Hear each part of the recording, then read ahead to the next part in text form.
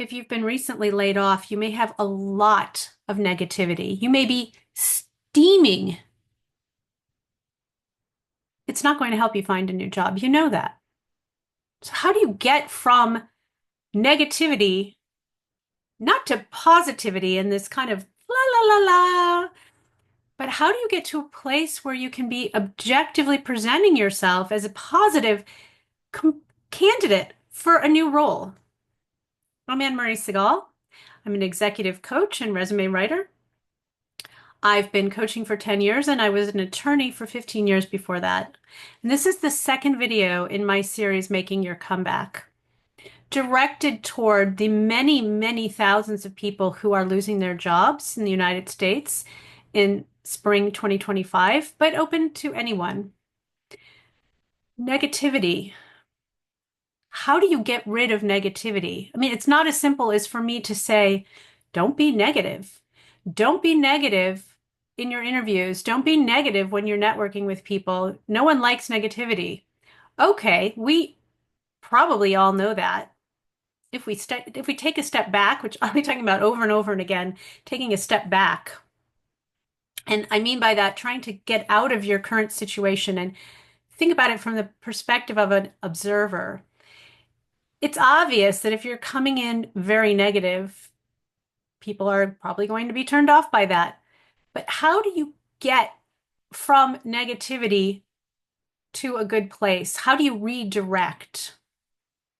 So there are many methods to do this. And I'll just throw out there, if you think you might be helped by therapy, that's one method. That's something that could potentially be helpful. It's beyond the scope of what I'm talking about today. There's sports, there's journaling, there's talking to a good friend, obviously talking to a coach if you think that would be helpful. But really, the idea is not to contain the negativity because containing is just like holding it in, but finding an outlet. Maybe it's a creative outlet. As I said, maybe it's a sports outlet. Maybe it's writing and getting your feelings out on the page, whether you keep that or not. But finding a way to examine what you're feeling and or just let it go through you is a really good step. You cannot change the current situation often. I mean, yes, there are lawsuits.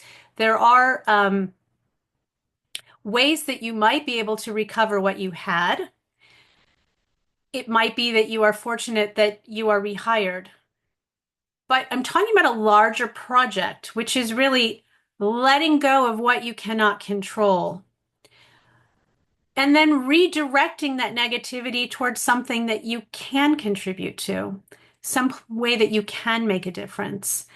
And it might be by actually rebounding yourself, putting more positive energy out into the world. That creates a net positive for the world.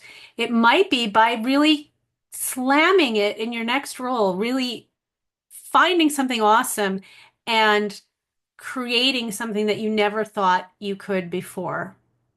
It might be by making an entire pivot in your life from doing one type of career to something else or moving geographically. To be open to the possibilities will help you let go of the negativity.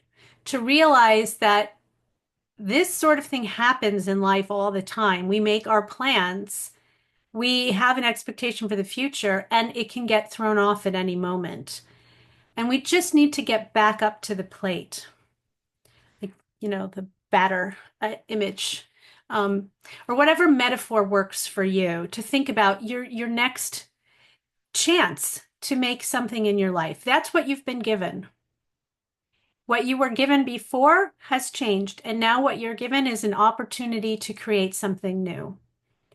And so if you can reframe to think about it that way, that's a really good step towards letting go of that negativity.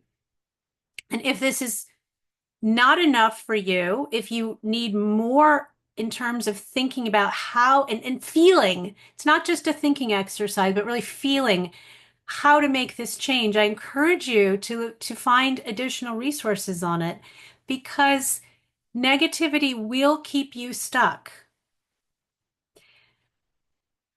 Openness will bring in more opportunity.